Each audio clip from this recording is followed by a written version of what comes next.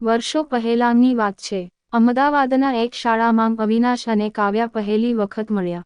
અવિનાશ એક શાંત અને ધીમી નજરીએ વાતો કરતો વિદ્યાર્થીઓમાંનો હતો, જ્યારે કાવ્યા હંમેશા ઉર્જાવાન અને ખુશમિજાજ રહેતી. પ્રથમ મુલાકાતમાં જ કાવ્યાને અવિનાશની આંખોમાં કંઈક અલગ લાગ્યું, એક શાંતિ જે જગતના શોરથી દૂર હતી.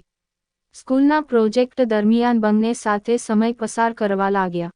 ચર્ચાઓ પુસ્તકો વિશેથી શરૂ થઈ અને ધીમે ધીમે દિલની વાતો સુધી પહોંચી ગઈ.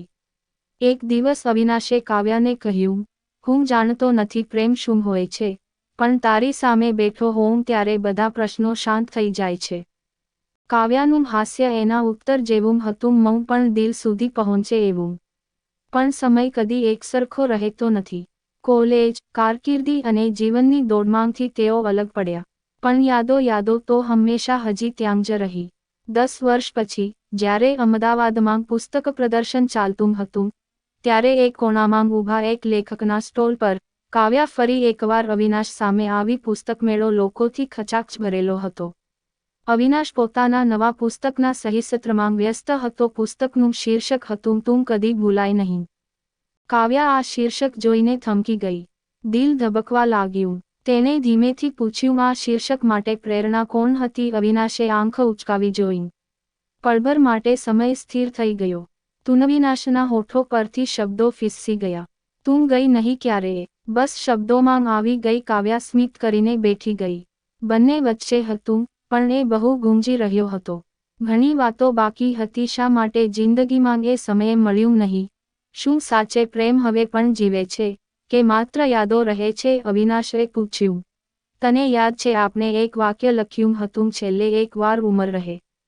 તું કહેતી કે કોઈક સંબંધ માટે એક જ વાર મળવું પડે, આખી ઉંમર માટે. કાવ્યા આટલા વર્ષો પછી પણ એ લાઈન નહીં ભૂલી. એની આંખે થોડાં અશ્રુ આવી ગયા. હવે તો ફરી મળ્યા છીએ. શું ફરીથી લખી શકીએ નવી વાર્તા? અવિનાશે પૂછ્યું. કાવ્યાએ હાથ આગળ વધાર્યો. પુસ્તક મેળાની પછીની સાંજ ખાસ હતી. બંને એ કાફેમાં ગયા જ્યાં ક્યારેક કોલેજ વખતે કાવ્યાએ અવિનાશને પ્રથમ વખત કાવ્યાની લાઈન આપી હતી, પ્રેમ એ કવિતા છે, જે ધીમે ધીમે રચાય છે. ટેબલ પર વાટકીમાં ચા ઠંડી થઈ રહી હતી, પણ વાતચીત ગુંજી રહી હતી. શા માટે તું ગયો હતો? કાવ્યાનું મન ઘણા વર્ષોનું ભાર લઈને ખુલ્યું.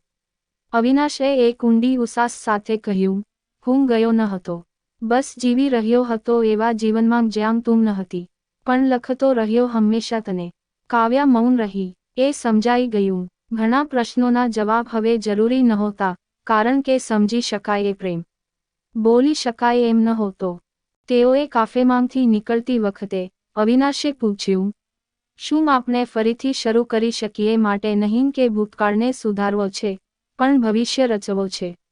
કાવ્યાએ તેને જોયો. એ નજર હજુ પણ પહેલા જેવી જ હતી, સ્તબ્ધ, શાંત, પ્રેમભરી. હા, શરત એ છે કે આ વખતે તું મારી વાર્તા ન લખે.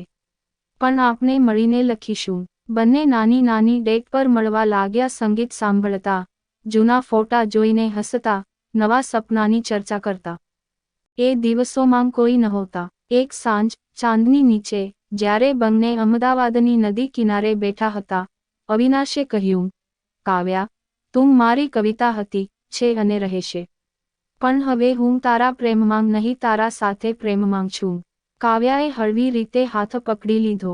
ચાલ, હવે જીવનમાં પણ સાથે લખીએ. આવી જ સ્ટોરી સાંભળવા માટે ચેનલને સબસ્ક્રાઇબ અને વિડીયોને લાઇક કરજો મિત્રો. ધન્યવાદ.